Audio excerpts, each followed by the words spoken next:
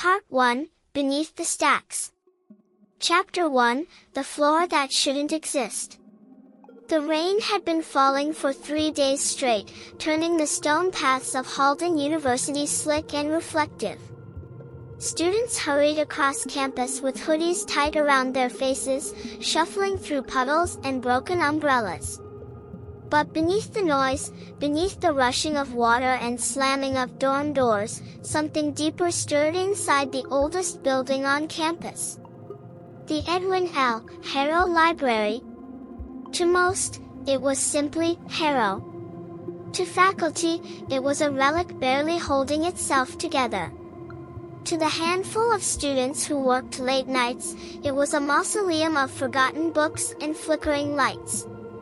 And to Ava Rowan, graduate researcher and teaching assistant, it was a second home. Ava pushed through the heavy front doors, shaking rain from her jacket as she entered the silent marble lobby. The library always smelled faintly of old paper and something colder beneath it, like dust from a place that had never seen light. She walked past the circulation desk, past the dark hall of archives, and headed straight for the elevator. She had stayed behind tonight for one reason: the missing cart of books. Professor Garrison, her advisor, insisted the books had been catalogued on the third-floor reserve room. The computer insisted they didn't exist. The library assistant insisted the cart was checked in 2 days ago. Ava didn't believe any of them. Something was wrong. She jabbed the elevator button impatiently. The light flickered above the door. Ding! She stepped inside, brushing her hair from her eyes. The elevator was old, too old. The wood paneling was scratched, the metal buttons dented, the ceiling light buzzing like an angry insect. Ava pressed 3. The elevator hummed to life. But then, something strange happened. A flicker. A buzz. The panel blinked. A new button appeared beneath the lowest one. -1. Ava froze. What? That wasn't there before. She leaned closer. The button looked ancient, the lettering engraved, not printed. Her heart fluttered in her chest. The Harrow Library had no basement. She knew the blueprints by heart. Every student working research assistant hours did. So how could there be? Ding! The elevator stopped. The doors slid open. Ava hadn't pressed -1. She hadn't pressed anything. Yet the elevator showed Level -1, restricted. Warm air washed over her feet, carrying a scent unlike the rest of the library. Not mold. Not paper. Not dust. Something else. Something, living. Ava took one hesitant step forward. Hello? Her voice echoed down a long hallway she had never seen before. No lights flickered. Everything glowed warm, quiet, unnervingly calm. As she stepped fully out of the elevator, the doors shut behind her. Immediately, Ava spun around. No, no, no, open. Nothing. She pressed the call button. Dead. The panel above the elevator was dark. Her stomach tightened. Okay, don't panic. She turned toward the hallway. It stretched far, lined with wooden shelves built into the stone walls. The shelves were filled with books. But not the kind found upstairs. These books had no titles. No authors. Only blank spines and faded cloth. Ava stepped closer. Every book looked handmade. No stamps. No barcodes. No markings of any sort. She pulled one from the shelf. The cover was plain beige. Rough to the touch. She opened it slowly. and gasped. The first line read, "The Life of Ava Rowan. Born, April 14, 1997. Her heart raced. No way. She flipped to the next page. More writing. Details about her childhood. Her hobbies. Her first memory of getting lost in a grocery store at age 5. Her father's car accident. Her first crush. Her acceptance into Halden University." She dropped the book, heart hammering so loudly she could hear it in her ears. "This is some kind of prank," she whispered. Her footsteps echoed as she backed away. Then, a voice. Soft. Neutral. Without emotion. "You're early." Ava's breath caught. She didn't see anyone. She forced her voice out. "Who's there?" Silence. Then the voice again, closer this time. "You shouldn't be here yet." Ava stumbled backward until her shoulder hit the shelf. "Show yourself." A quiet sigh drifted through the hall. "Turn around, Ava." Her body locked up. No one knew she was here. No one should be down here. But something was. Something that knew her name. Slowly. Terrified. She turned. At first, she saw only shadows. Then something stepped forward. A woman. Tall. Dressed in a long black cardigan. Her face pale in the golden light. Her eyes searching. Cold. Deep. Ava whispered. "Who are you?" The woman tilted her head. "I'm the librarian." Ava blinked. "That's impossible. Harrow Library doesn't have a basement.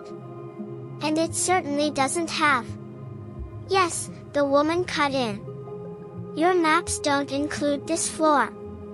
They never did. Ava swallowed hard. "What is this place?" The librarian glanced at the book Ava had dropped. "The archive," she said softly. "Where every life is written." Ava shook her head violently. "That's impossible." The librarian stepped closer. "Open any book." Ava stared down the endless hallway, every shelf filled with blank-spined volumes. Every one of them someone's life. She felt sick. "Why is there a book about me?" The librarian smiled gently. "There has always been a book about you. Everyone has one." Ava's voice cracked. "So why have I never heard of this?" "Because you weren't meant to arrive yet." A chill crawled up Ava's spine. "What does that mean?" The librarian didn't answer at first. Instead, she stepped past Ava, knelt, and lifted the book from the floor. She brushed the dust from its spine lovingly. "Your book is unfinished," she murmured. Ava's heart hammered. "I'm still alive. Of course it's unfinished." The librarian slowly turned to face her. "No, Ava." Her expression shifted, something dark beneath the calm. "You misunderstand." She held the book out. Ava hesitated. Then she looked at the final written line. A sentence ending abruptly, midway. Ava Rowan stepped into the elevator at 9:14 p.m., unaware that it would be the last. The sentence cut off. Her breath caught. "This isn't right." The librarian stepped closer, her voice quiet and certain. "No one leaves the archive until their story is finished." Ava backed away. "I'm not staying here. I'm getting back upstairs." The librarian's expression didn't change. "You saw the elevator. There is no upstairs anymore. Not until your book reaches its final page." Ava shook her head violently. No. No. You can't keep me here. The librarian sighed. Not me, Ava. She gestured gently at the shelves. The archive keeps all who enter. Ava's blood ran cold. Why?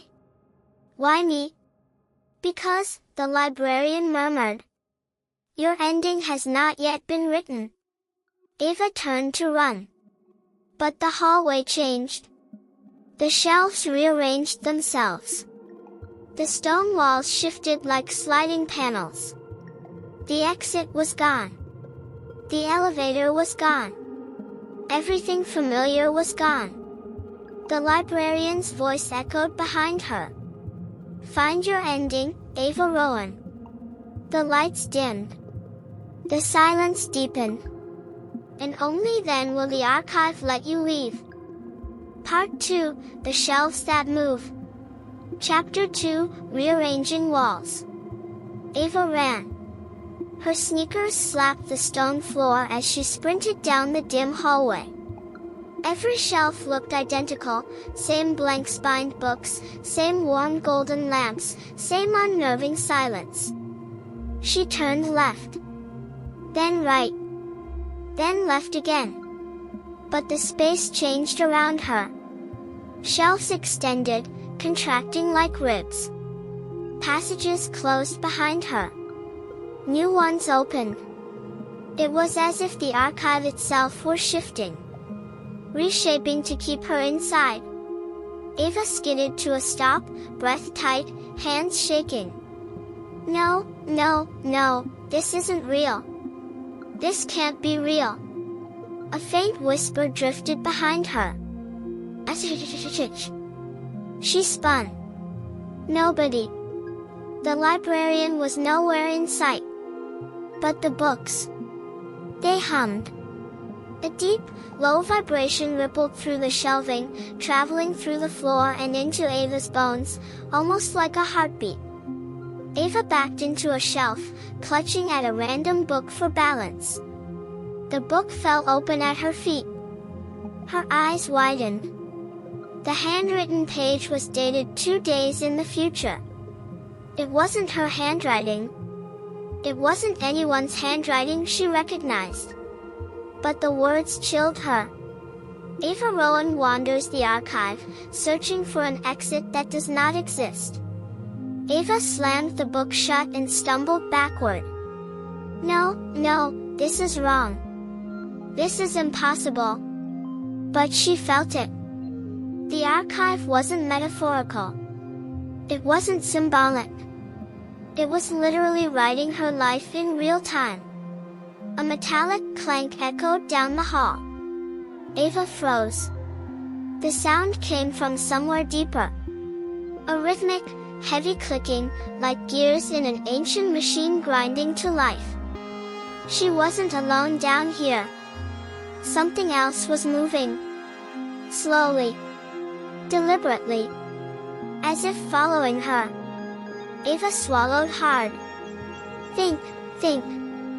She didn't have her phone, she left it charging upstairs. She didn't have weapons. She didn't have a map. But she had something the archive didn't expect. Her instincts. She forced herself to breathe, then retraced her steps, searching for anything out of place. After a moment, she spotted it. A thin draft of cold air slipping from the gap between 2 shelves. Air meant a passage. Air meant something the archive couldn't fully seal. She pressed her hands against the shelving and pushed. The shelves slid apart silently, revealing a narrow archway. Ava exhaled a shaky breath. Okay.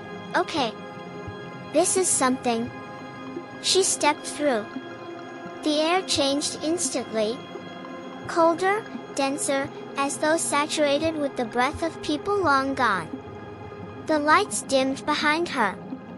The hallway ahead was darker, quieter. Then she saw it. A door. A single wooden door, cracked and faded, standing at the far end of the corridor. No sign. No window. Just a door.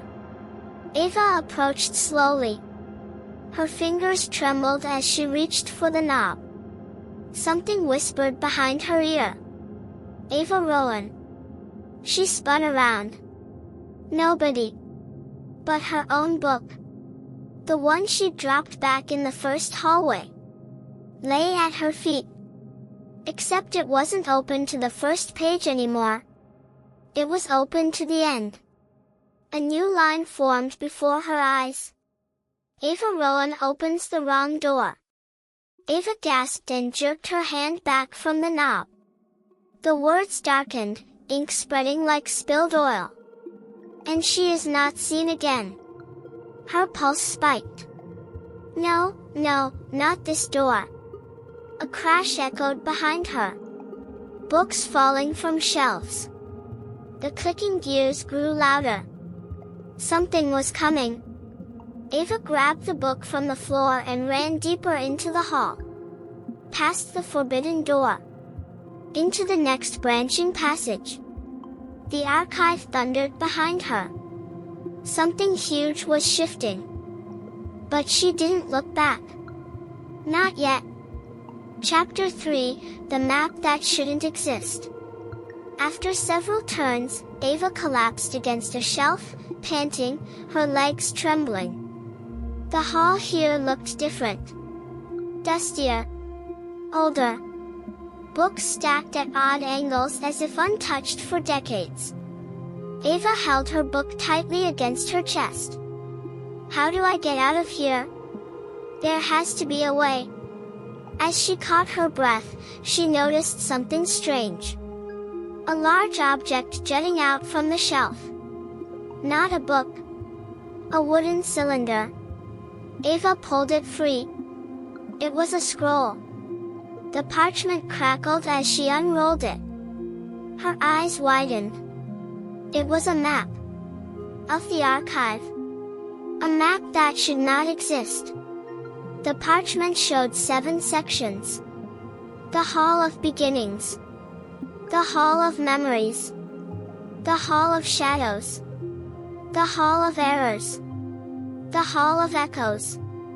The Hall of Endings. And lastly, outlined in dark ink, the Room of Release. Ava's breath caught. Room of Release, that sounds like an exit.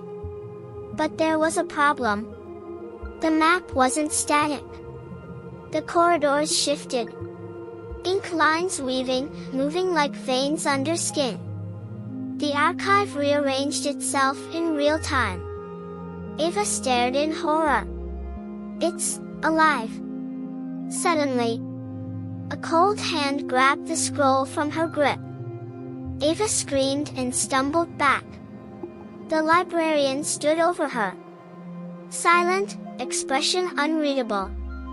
She held the map loosely between pale fingers. Ava's voice cracked. Give that back. The librarian tilted her head.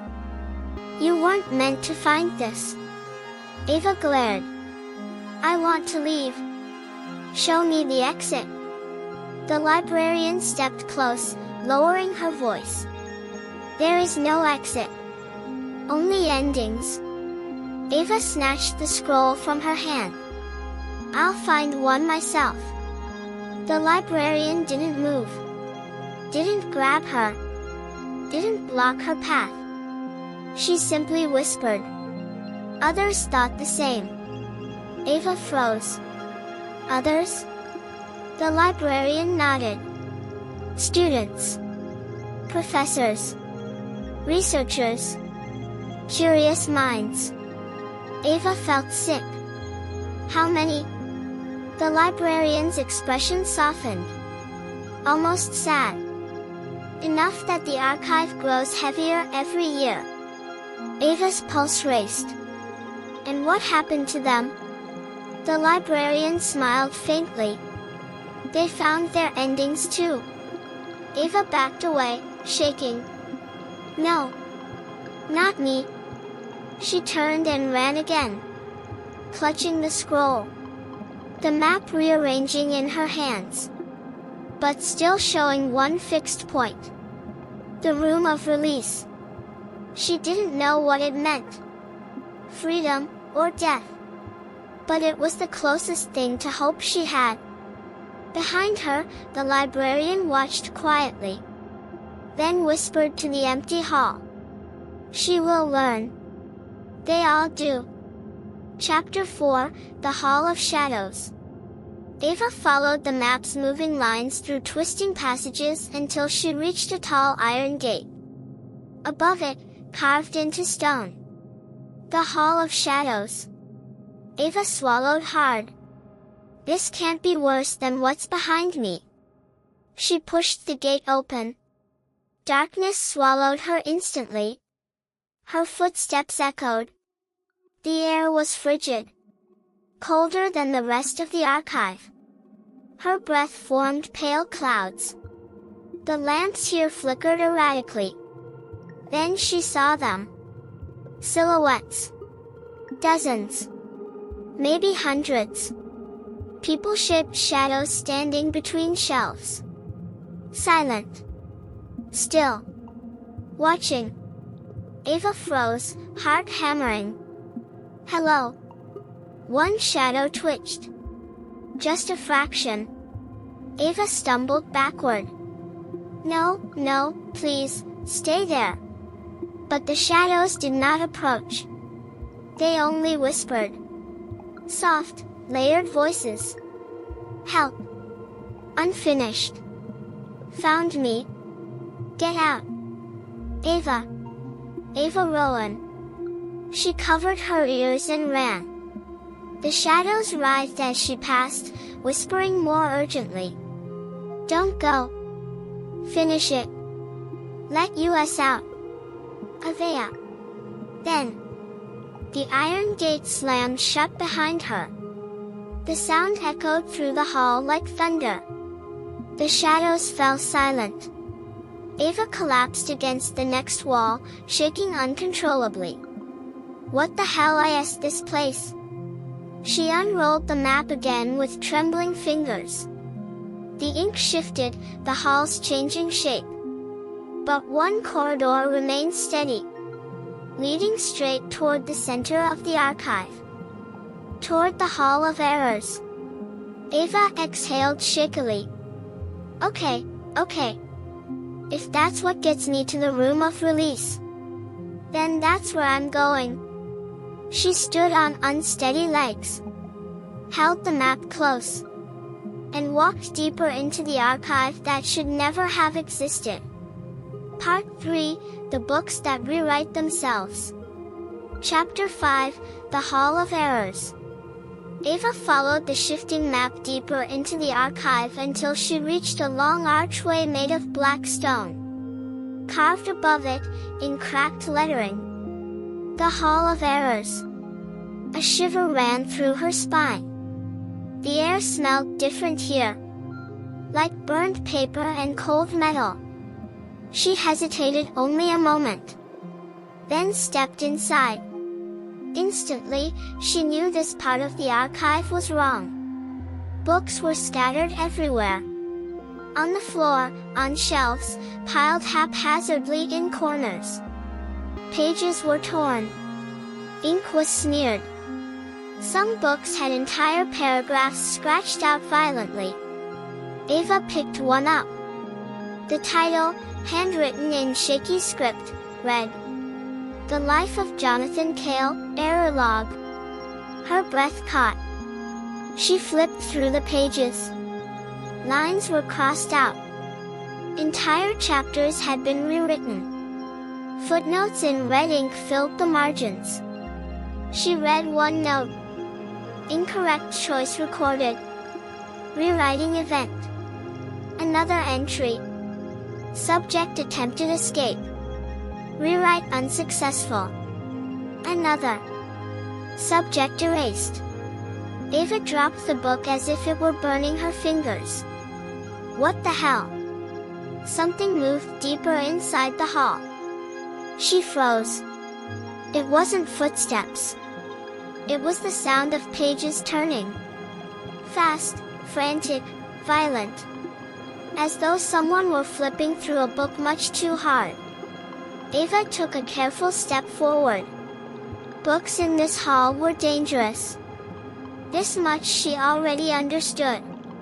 They were books that didn't match the archive's perfect script. Lives that went off track. Choices that weren't supposed to happen. People like Jonathan Cale, who had tried to escape. A low hum vibrated through the floor. Ava followed it, weaving between toppled shelves, until she reached a table at the center of the room. A single book lay open. Blank pages. Dozens of them. But the page at the very bottom, the one that almost slipped off the table, was not blank. Ink seeped slowly across it like spreading infection. Ava stepped closer. The words wrote themselves. Ava Rowan enters the Hall of Errors. Ava stumbled backward. No, not again. More ink bled across the page. She discovers a mistake. What mistake? Her voice cracked. Ava grabbed the book, desperate. The next line formed. Her own. Her heart nearly stopped. My mistake. The ink thickened. Spreading. Spiraling. Repeating the same word in blotched, choking patterns. Error. Error. Error. Ava screamed and flung the book against the floor. Instantly, every book in the hall shuddered. Shelves rattled. Pages fluttered violently. Ink bled through covers like veins bursting. And Ava realized she had triggered something. Something the archive didn't like. A deep, resonant knock echoed from behind her. Then another. Then another. Slow. Heavy. Like someone. Or something. Knocking on a door that didn't exist. Ava spun around. The far wall, blank moments ago, now held a wooden door. Tall. Black. Splintered. Carved across its surface. Error correction room. Ava stepped back, shaking. No. I'm not going in there. I'm not. But the door didn't care. It slammed open. Darkness rushed outward like a living wind, grabbing her by the waist and dragging her across the floor. Ava screamed as fingernails tore at the stone, but the archive was stronger. The hall swallowed her whole. And everything went black. Chapter 6, The Error Correction Room. Ava hit solid floor. Hard. Her breath knocked from her lungs. The room she landed in was small. Claustrophobically so. Only one lamp flickered above, casting sharp shadows that crawled along the narrow walls. In the center stood a chair. Straps hung from its arms and legs. Like a restraint chair in a psychiatric ward. Ava struggled to stand. No, I'm not sitting in that. A voice echoed from above her. Please remain seated. Ava froze. It wasn't the librarian's voice. It was mechanical. Dead. Cold. The archive's voice. She backed against the wall, shaking. I'm not part of your system. I don't belong here. You entered at an unauthorized time, the voice replied. Your life script contains inconsistencies. Correction is required. Ava shook her head violently. You don't get to write my life. You don't get to correct anything. Silence. Then. Correction is required. The chair's restraints snapped open, reaching for her like grasping hands. Ava dodged left, but the straps shot across the room like whips. She was grabbed around the wrist, the ankle, the waist, jerked toward the chair. No, no, let go. She fought. She kicked. But the archive didn't care. It lifted her off the ground, threw her into the chair, and the straps locked tight. Pain surged through her arms. Let me go. The mechanical voice continued calmly. Correction procedure beginning. Panels opened in the floor. Hands emerged. Ink stain. Shadow light. Grasping. Ava screamed as they lifted a book and placed it on a pedestal before her. Her book. The Life of Ava Rowan. But the pages. They weren't blank anymore. Lines were written in thick black ink. Pages she had never lived. Chapters describing events that didn't belong to her. Nightmares of choices she never made. Corrections. The archive whispered. Review begins. Ava shook her head. Tears streamed. No. No. These aren't my memories. They aren't real. Correction is required. Another page flipped itself. Ava saw her name tied to tragedies. People she'd never met. Accidents she didn't cause. Lies she never told. Stop it. The pages flipped faster. Ava Rowan drops out of graduate school. Ava Rowan leaves town and never returns. Ava Rowan forgets everything she ever learned. Ava Rowan disappears. Ava screamed. I didn't do those. I won't do those. The archive paused. Then spoke. They are the only endings left available. Her breath hitched. No. No. They're not. I have choices, free will, my own life. Your choices must match the archive's design. Ava's voice broke. What design? Continuity. Ava froze. The archive continued. Every life contributes to the stability of reality. Your unscheduled arrival destabilized the archive. Your book must be rewritten. No. I choose my ending. Not yours. All endings belong to the archive. Something inside Ava snapped. I'm not your prisoner. The lights flickered, hard enough to rumble the floor. The archive paused. Something felt wrong. Ava felt a surge of clarity. Control. Strength. She understood. The archive was powerful. Ancient. Alive. But it wasn't perfect. It had errors. And right now, she was one. Ava looked at her book. Looked straight into the blank final page. And screamed the words that would change everything.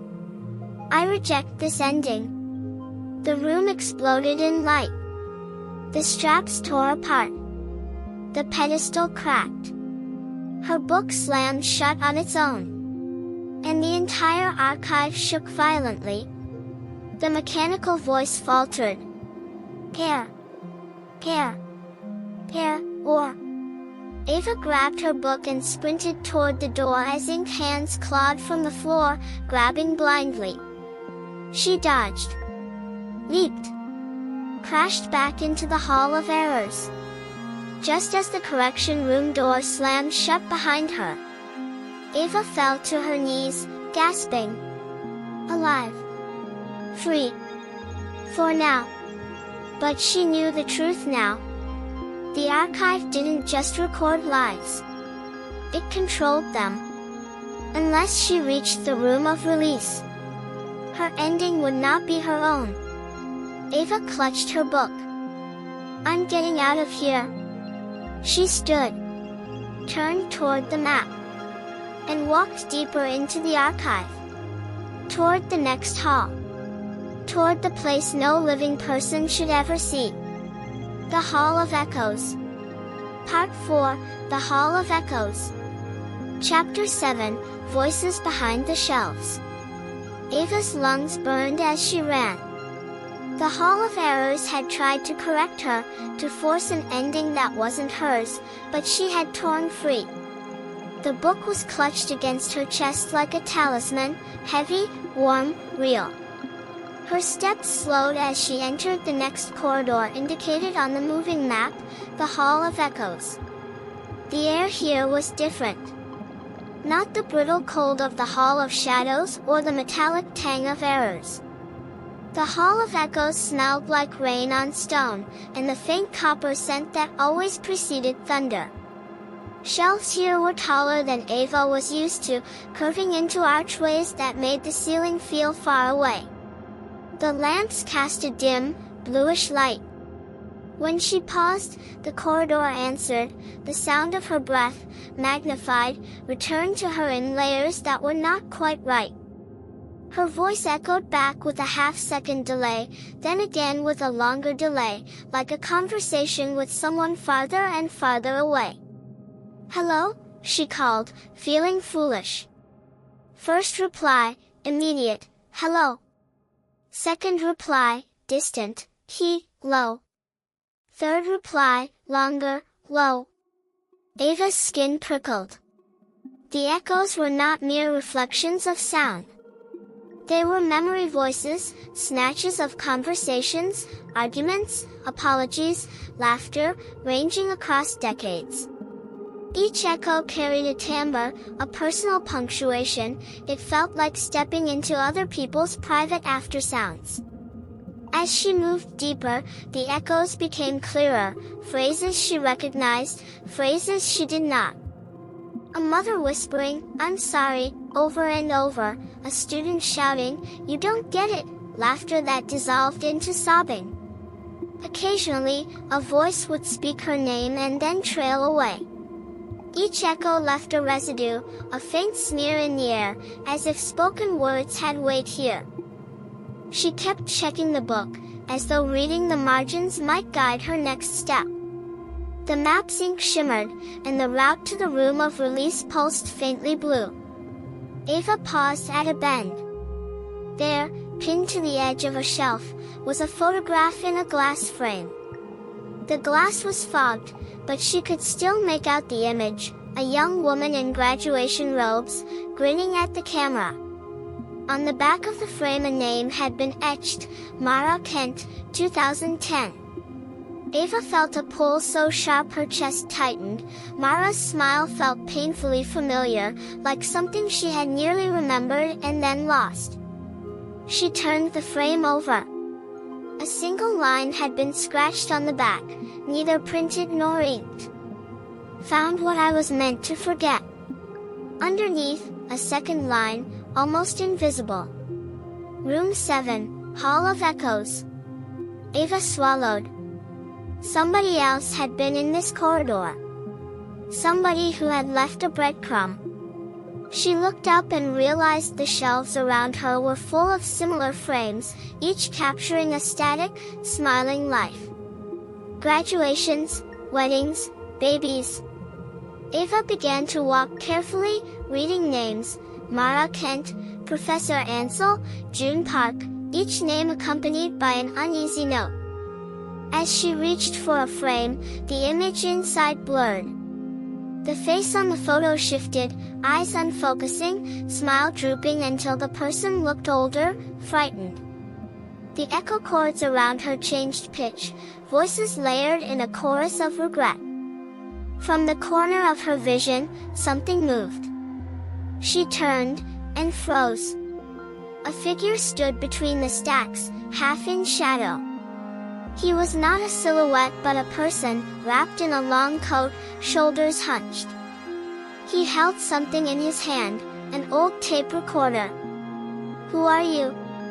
Ava whispered. He raised the recorder slowly and pressed a button. For a second, nothing came out. Then a voice filled the corridor, thick with static and emotion. "It's all here," the recording said. "Every conversation, every goodbye, every laugh." They buried them in pages, but we found a loophole. We listened. We left signs. Ava felt the word "we" like a hook. "You left signs?" The man's face remained in shadow. "I left one for you. Not everyone sees them." Ava looked at him closely. He wore the kind of tie that belonged to someone who had survived something terrible. His eyes, when they caught the light, were bloodshot and rimmed with gray. He spoke again, softer. "Name's Alice. I've been here longer than I should." "Longer?" Ava echoed.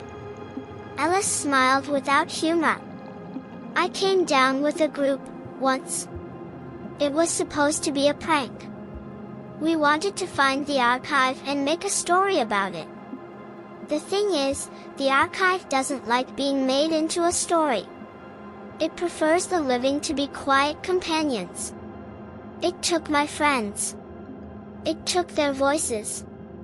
I stayed because I thought, maybe if I documented it, I could prove it." Ava glanced at his recorder. "And did you?" Alice's jaw tightened. "It doesn't record anymore.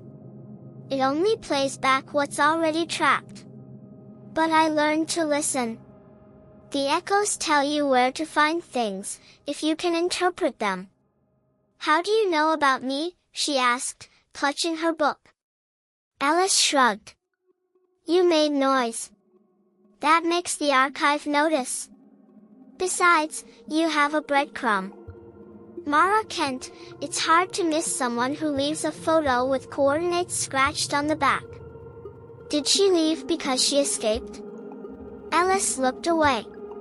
"She left because she accepted something. People leave in different ways. We try to help those who refuse to accept the archive's terms." A thought stabbed Ava. How many people are here? How many are trapped? Alice laughed, but it was a thin sound. "More than you think. Fewer than you hope. I keep a tally, but the numbers change like tides." He handed her the tape recorder. On the device's small screen, a timestamp flickered, midnight. "Record your voice," he said. "Speak your present. The archive hates anchors." Ava's fingers hovered. "What will that do?" "It will make sure a part of you is known outside these walls," Alice said. "It won't save you by itself, but it keeps you from being completely rewritten. Say your name. Say the date. Say what you promised yourself today." Ava swallowed. The idea felt ridiculous, ritualistic, but the Hall of Errors had tried to overwrite her life. She needed something real to counter it. She inhaled and spoke loud and clear into the tiny microphone. Ava Rowan. April 14, 1997. I am Ava Rowan. I will not let the archive write me into someone else's end. Alice smiled, small and weary. Good. Hold on to that. He pointed down another corridor. The echoes will shift if you listen long enough. They'll point you to what you need. But be warned, the Hall of Echoes doesn't just show where things are. It shows you what you miss. It will tempt you with memories that aren't yours and lure you into believing them. Ava hugged her book closer. What do I do next? Alice's gaze softened. You find the Hall of Echoes Center. There's a place where voices meet, an old radio room. If you can tune it right, you can pick up patterns, call and response. The archive uses them for housekeeping. They're loudest at the nodes. And then you keep moving, Alice said. Don't listen too long. Don't try to trade. Remember your recording. The archive wants you to lose your voice. Hold it. Ava nodded. Thank you. Ellis shook his head. No. Thank yourself. You're the one who's been refusing. She walked away with the recorder in her pocket and the map tucked under her arm. The echoes chased her, phrases bending into new shapes, but she kept repeating her recorded line under her breath until it became armor. She turned a corner and found herself in a circular chamber, shelves radiating like spokes. In the center sat an old radio console, dented and patched with tape. Dials lined its curved surface. Below it, an open hatch led to a spiral of steps. Ava pressed her palm to the cool metal and leaned closer. The radio crackled to life, playing fragments of conversations, some hers, some not. Patterns emerged, a sequence of notes, then silence, then 3 rapid clicks. She jotted it down on the back of the map. The archive's housekeeping pattern could be used against it. Listen, Ellis's voice echoed weakly behind her. When the console cycles, a corridor will reveal the next segment of the map. Time it right. Ava nodded and steeled herself. She twisted a dial. The radio answered with layered voices, pleas, names, arguments, snatches of lullabies, until a clear, foreign voice emerged. It repeated a phrase in a language she did not know. Then, as the phrase faded, the console emitted 3 sharp clicks. Ava moved. A shelf at the chamber's edge slid aside, revealing a narrow passage. The map's ink pulsed blue, confirming the route. She followed the corridor that opened, and the echoes grew quieter, more distant. The map showed one remaining section to traverse before the Hall of Endings, the Hall of Memories. Ava kept the recorder warm in her pocket, felt the recorded phrase like a talisman on her tongue, and walked toward the memory halls, knowing, with a tremor in her gut, that whatever she found there would force her to confront not just what the archive wanted her to remember, but what she herself had tried to forget. Chapter 8, The Hall of Memories. If the Hall of Echoes tested a person's ability to resist outside voices, the Hall of Memories tested a person's willingness to face their own ghosts. Shelves here were lower, more intimate, the lamps cast soft halos. The books had names, titles handwritten in neat script, inked on their spines. Each title was an emotion, regret, first kisses, the last goodbye, summer mornings with Dad. The Hall of Memories felt less like a place of imprisonment and more like an intimate museum of human life. Ava hesitated at the entrance, hands trembling. She could already feel the archive nudging her towards certain shelves. A book titled The Price of Leaving throbbed with a dull pulse, as if something inside it needed attention. She walked slowly, reading titles. A book about birthdays stretched its spine and sighed. Another, The Day I Should Have Called, seemed to ache under invisible hands. At the corner of her eye, she saw a familiar face. Her grandmother's. The book was small, bound in faded blue cloth, tucked between volumes titled Saturday Cakes and The Sound of the Radio. For a second, Ava's knees threatened to fail. She knew this book. Her fingers brushed the cloth. The title on its spine read, Marie Rowan, Sweet Things and Silences. Her hand shook so violently she could barely hold it. She thought of the funeral, faint faces, the smell of lilies, a folded note of condolence she couldn't remember opening. For a flash, the memory collapsed into a yawning gap.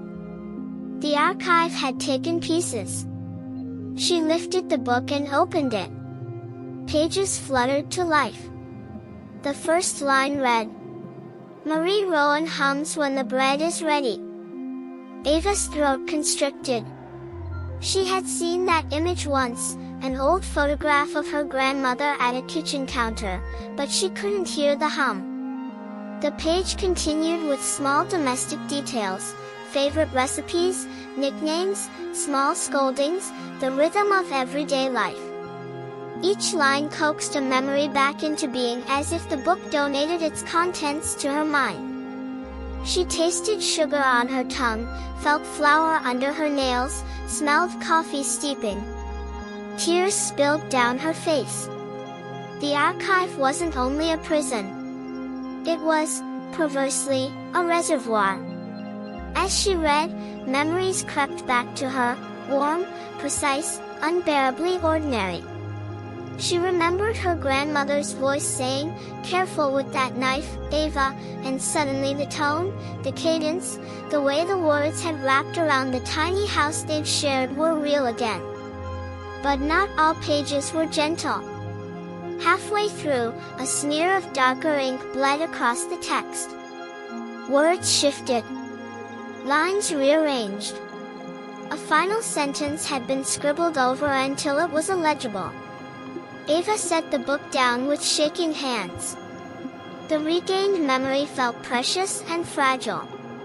She closed her eyes and held the taste of cake on her tongue, imprinting it like a talisman. Ellis appeared silent as the stack shadows. "It gives back what it needs to tempt you," he said quietly. Ava looked up. "Tempt me?" Ellis nodded. "The archive knows what we value. It will give you tiny pieces, to keep you alive, to keep you invested, to keep you writing. But every piece it returns has a price." Ava swallowed. "What price?" His gaze was steady, terrible. "You might owe it a memory. Or a choice. Or a year. Or, your silence." She hugged the book to her chest as if it could make up for everything the archive had taken. "Then I'll bargain for every piece." Ellis's jaw tightened. "Don't bargain when the terms are rigged. Use what it gives you to move forward rather than to trade your soul." Ava nodded, but when she turned her eyes to the map the ink pulsed, impatient, urging her onward. There was one last corridor between her and the Hall of Endings. She tucked Marie's book under her arm and continued down the passage, feeling the sunlit warmth of a returned memory like both a blessing and a liability. Part 5, The Hall of Endings. Chapter 9, The Threshold of Final Pages. The map in Ava's hand pulsed like a living thing. The path inked in faint blue had narrowed to one inevitable destination. Her breath caught as she read the title carved above the next archway. The Hall of Endings. The letters themselves seemed older than the library, etched deep into stone, worn smooth as though touched by countless hands over countless years. Ava stood frozen under the arch. Ellis arrived several steps behind her, his voice low. "This is where most people break." Ava looked at him, eyebrows drawn. "Break how?" "Endings are heavy," Ellis said. "Most aren't ready to see their own." Ava swallowed. "But this is the way to the room of release." Ellis nodded once. "Yes. But the archive won't let you reach that room unless you face whatever ending it thinks belongs to you." Ava gripped her book tighter. "I reject its ending." "I already said that." Ellis exhaled. "Say it again. Say it every minute if you have to. This hall will try to rewrite you harder than any other." A cold breeze curled through the archway, carrying the scent of dusty parchment, mixed with a faint, metallic tang. Ava stepped inside. The door sealed behind her with a soft, final thud. Chapter 10, The Shelves of Final Chapters. At first glance, the Hall of Endings looked like any other archive corridor. Shelves stretched tall as cathedrals, lit by soft amber lamps. But Ava noticed three things instantly. Every book here had a title. Not names, titles. Titles like The Last Walk, Her Final Call, The Night Without Witnesses, What He Never Said. Each book had a bookmark. A red ribbon marking a specific page, always the final page. The books whispered. Soft. Urgent. Like hundreds of people murmuring final confessions all at once. Ava stepped cautiously toward the first shelf. A book titled Her Last Question leaned outward as if inviting her. Don't touch anything, Alice warned gently. Not unless you're ready to see it. Ava turned sharply. See what? Someone else's ending, Alice murmured. And sometimes, the archive shows you a version of your own. Ava felt cold spread through her fingers. Alice touched her shoulder lightly. You're stronger than most who reach this far. But strength doesn't protect you from what you fear most. She didn't answer. Her eyes drifted to a book halfway down the corridor. Something about it pulled at her, like a soft hook behind her ribs tugging gently. The book's title glowed faintly. The End of Ava Rowan. Her throat tightened. She whispered. No, that can't. But her book, The Life of Ava Rowan, warmed under her arm. As if answering. Alice's voice dropped. This is the archive's proposed ending for you. If you open that book, you'll see what it has planned. Ava's heart pounded painfully. Do I have to open it? No, Alice said immediately. But the archive will keep pulling you toward it. It will try to convince you that reading it is inevitable. Ava tearfully shook her head. I don't want to know how it thinks I die. Or disappear. Or get erased. Alice nodded. Then don't. You're allowed to refuse. A sudden whisper slithered through the hall, curling around them like smoke. Ava Rowan, your ending awaits. Ava flinched. Alice stiffened. It's noticing you directly. That means it's losing patience. Ava stepped backward. The glowing book, The End of Ava Rowan, slid off its shelf. It floated, drifting toward her like a predator. No, stop! Ava screamed. The book opened mid-air. Pages flipped violently, until the final page lay exposed. Black ink seeped across the parchment, forming a sentence slowly. Ava Rowan dies in the archive, forgotten. Ava's breath left her body in a choked sob. Alice grabbed her wrist. Look away. Don't let it in. She squeezed her eyes shut. I reject that. I reject that ending. Her voice echoed through the hall. The lights flickered violently. Other books rattled on shelves. Ink dripped from floating pages like dark rain. Alice yelled over the noise. Ava, your book. Hold it. She clutched The Life of Ava Rowan against her chest. Energy surged through her, warm, bright, alive. The ending book convulsed midair as if burned. Ava gasped. This isn't my death. This isn't real. The sentence on the page began to erase itself. Ink pulled backwards off the page. Like the archive gagging on its own words. Alice stared in astonishment. Your rejection is rewriting the hall. The entire corridor trembled. Shelves shook violently.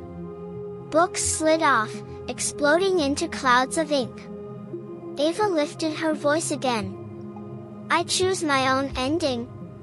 The floating book slammed shut, fell to the floor, and dissolved into ash. The hall fell silent.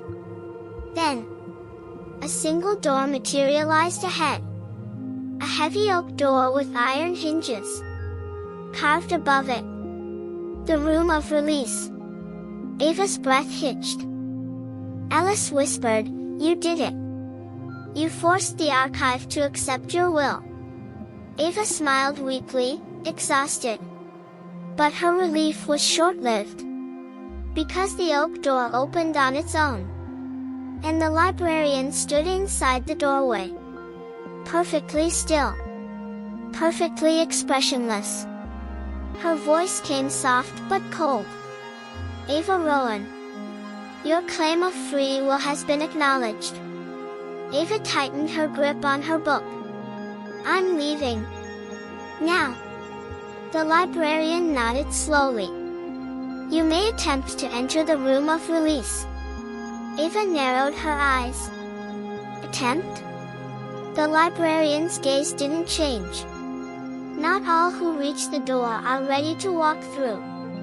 Alice tensed beside her. Ava stepped forward. "I don't care. I'm going." But the librarian's next words froze her blood. "Before you cross the threshold, you must read the last page of your own lifebook." Ava's heart stopped. Alice grabbed her arm. "No, Ava. Don't listen. It's a trap." The librarian spoke softly. "Your book. Your life. Your truth." Ava shook her head violently. "I won't. I refuse." The librarian raised her hand. Instantly, the Hall of Endings lit up. Hundreds of books opening at once. Whispering every possible death, disappearance, tragedy. Ava clutched her ears and screamed. The librarian stepped closer and whispered. "Any life that fears its own ending can never be released."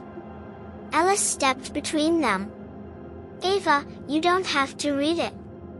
The librarian touched Alice with one pale fingertip. And he dissolved into shadow. "Ava."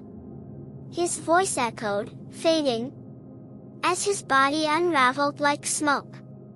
He vanished completely. Ava collapsed to her knees. "Alice." "No." The librarian lowered her hand. Then pointed at Ava's book. "Read," she whispered. "Or stay forever." Ava shook, sobbing. Her book felt unbearably heavy in her hands. Slowly, painfully, she opened it, page by page, until she reached the last written page. Her breath caught. There was only one sentence. Small. Handwritten. Incomplete. It read, "Ava Rowan chooses her own ending." Ava froze. The page was blank after that. Blank. Her voice cracked. This means."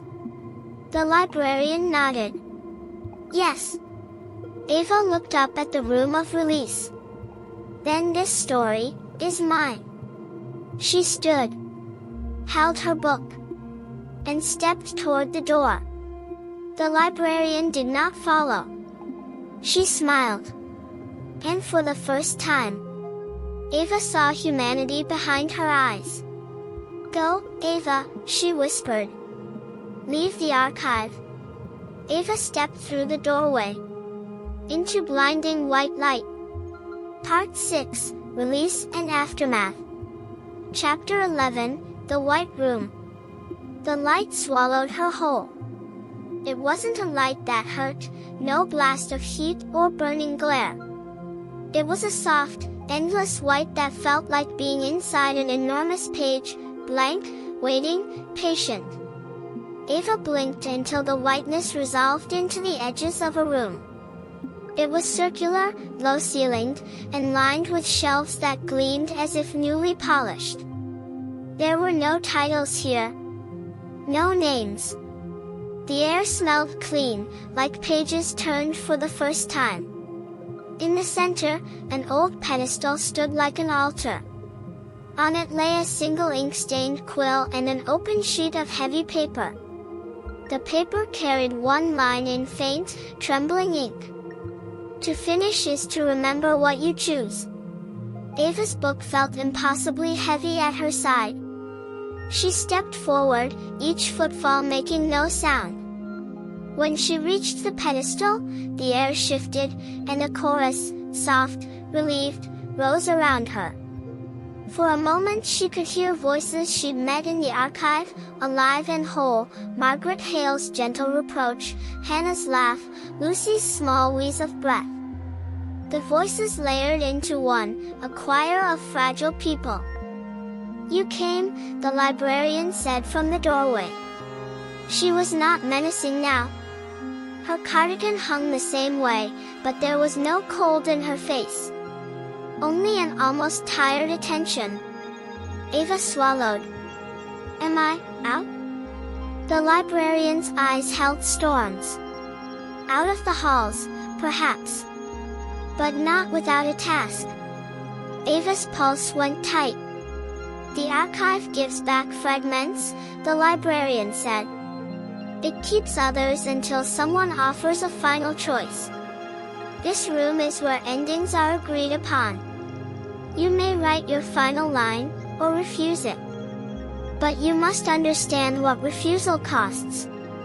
Ava's throat tightened. "I don't want to die in there.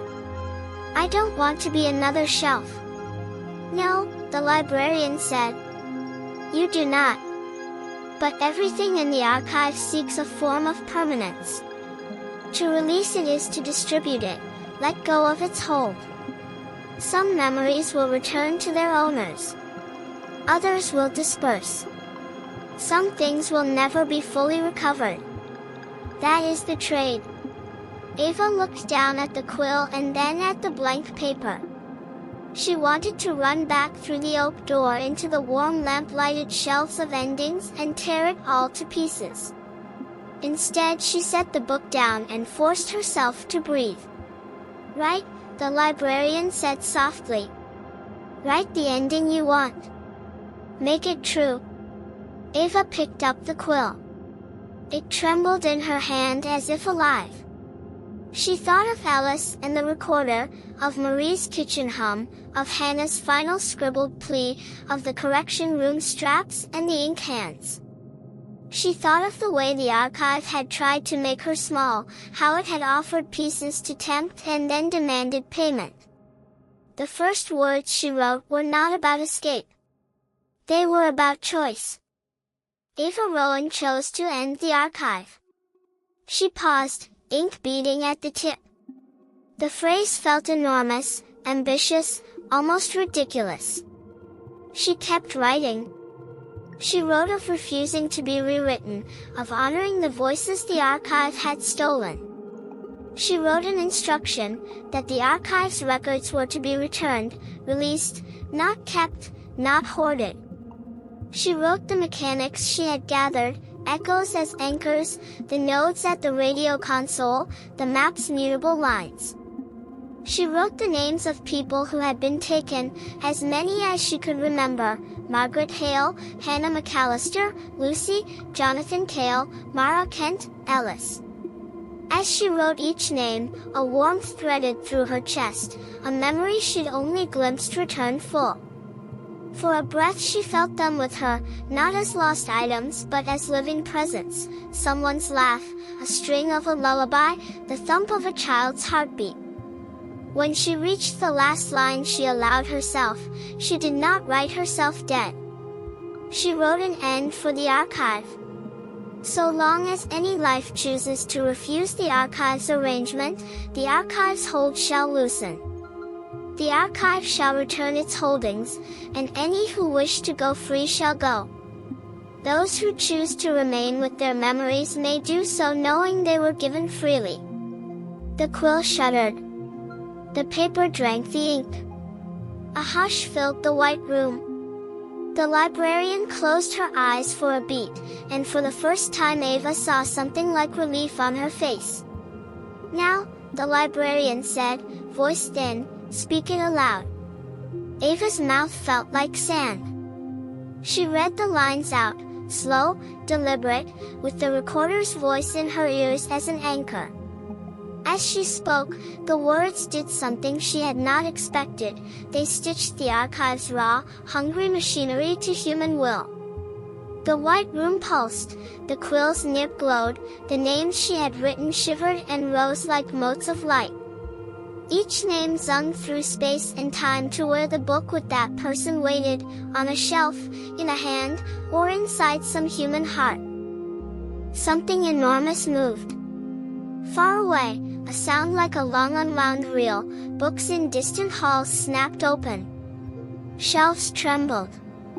The archive translated her declaration into its own grammar. The Hall of Errors convulsed, the correction room straps snapped, voices that had been reduced to half-utterance rose into clarity. Ava kept reading.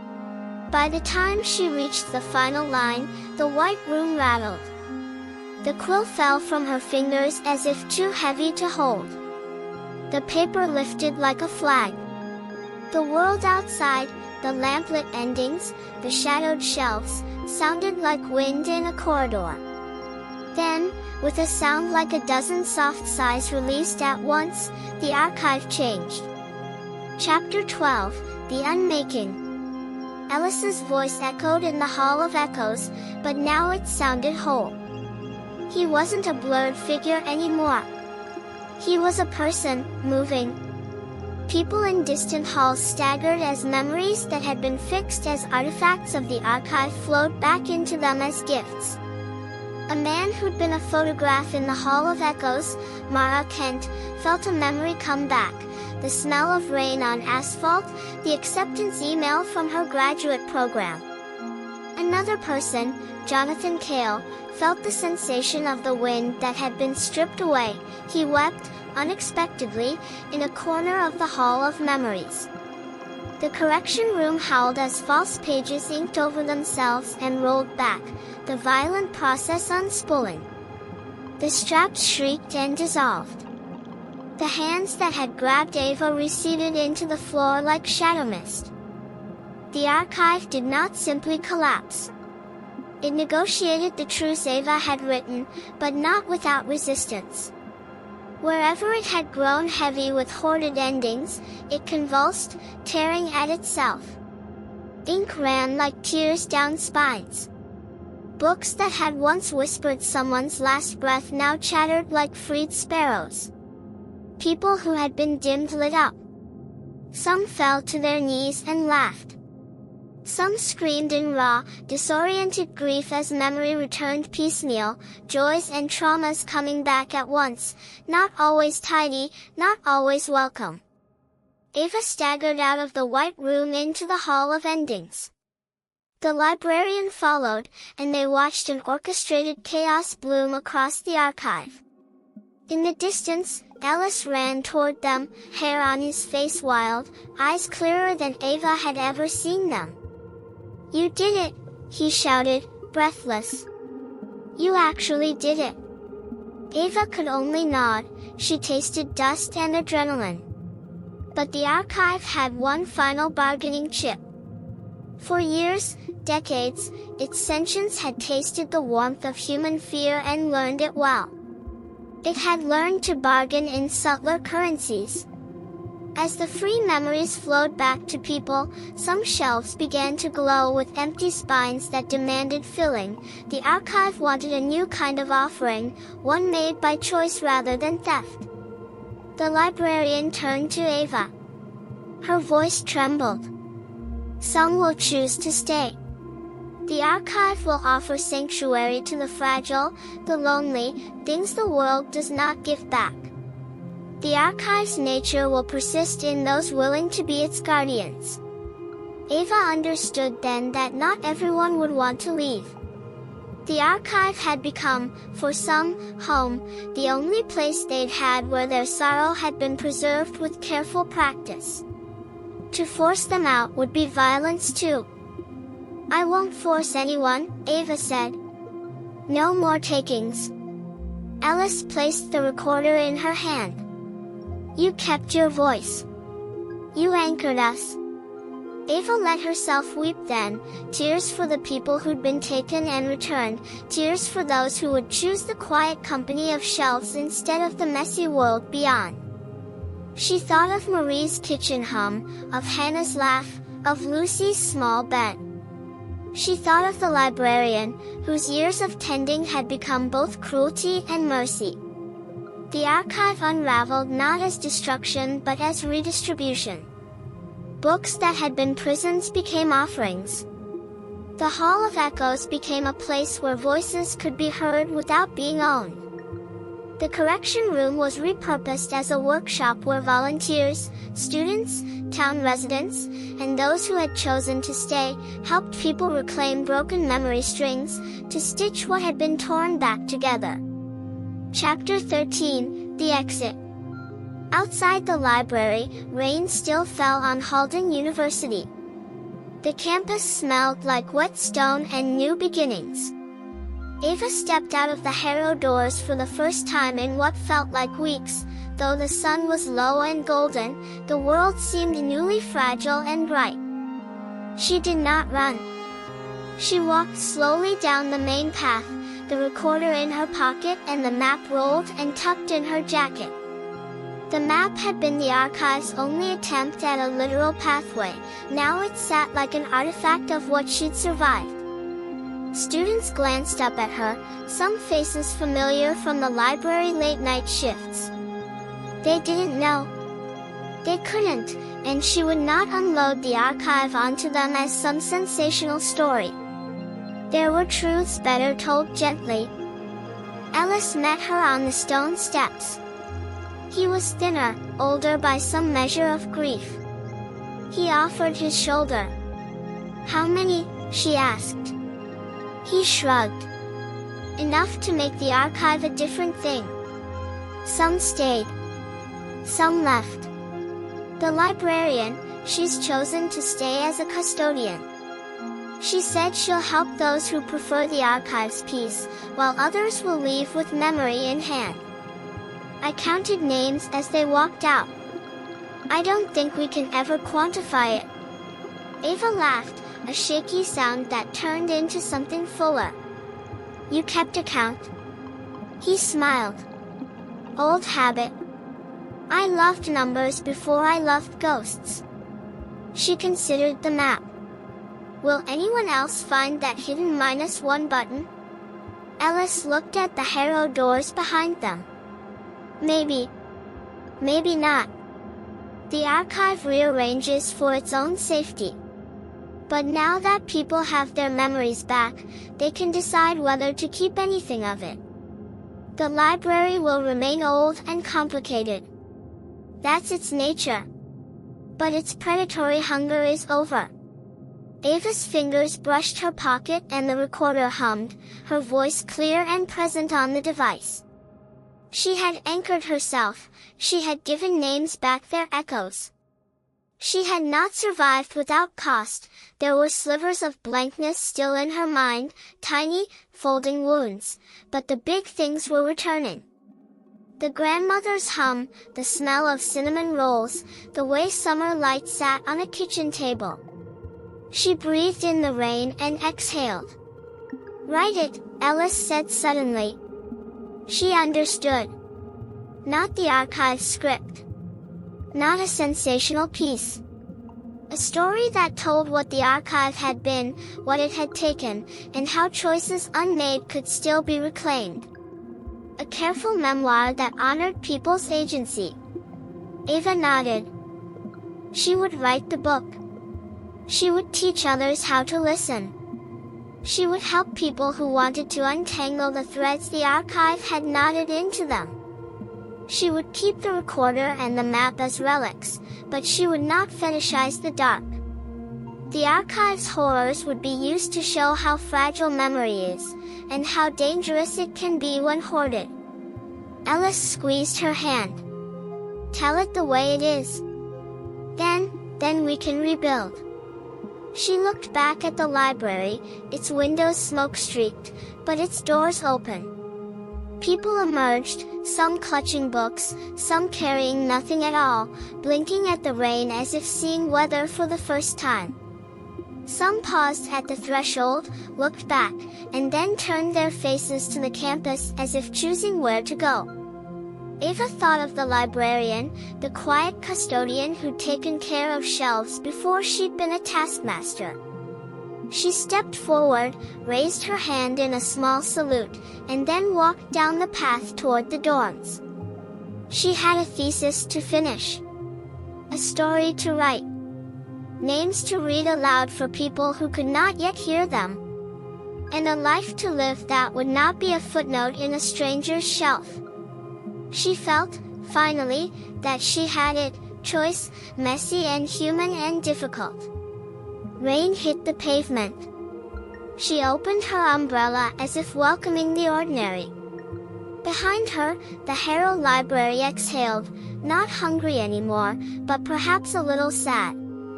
And that sadness, she thought, was a necessary grief. For memories returned were not perfect, they would need tending. But they would not be owned. Ava walked into the rain. White Medium Star Epilogue, 3 months later. Ava's book came out the next year, a careful, humane account titled Shelves of Return. It was not a bestseller, not in the sense of flashy true crime. It was used in courses on memory, trauma, and ethics. The university formed a small committee that partnered with survivors to create community archives, spaces where memory could be shared, not consumed. Ellis took a job cataloging oral histories. He laughed sometimes that his tape recorder finally recorded something that freed rather than trapped. The librarian split her time between the Harrow shelves and a group of volunteers who helped those who chose to stay in the archive find peace. Ava kept the recorder in her desk and the map rolled in a box labeled, "For those who need a path." She visited the ward where her grandmother's book sat on a shelf and read a passage out loud to a small group of students. When she spoke Marie Rowan's old kitchen hum line, it felt like setting a bell back in motion. Sometimes, late at night, when rain smoothed the campus paths and the library's lamps burned gold, Ava would think she heard a whisper, less hungry now, more like a page turned in the next room. She smiled, because it meant someone was remembering, not being taken. The archive existed still, but changed, a place of care for some, a memory workshop for others, and for Ava, a life that had nearly been edited away, reclaimed and written by her hand. And when nights came and the leaves drifted across Halden's stone paths, she slept. A good, human sleep. White Medium Star, the end. Have a nice day. Thank you for watching.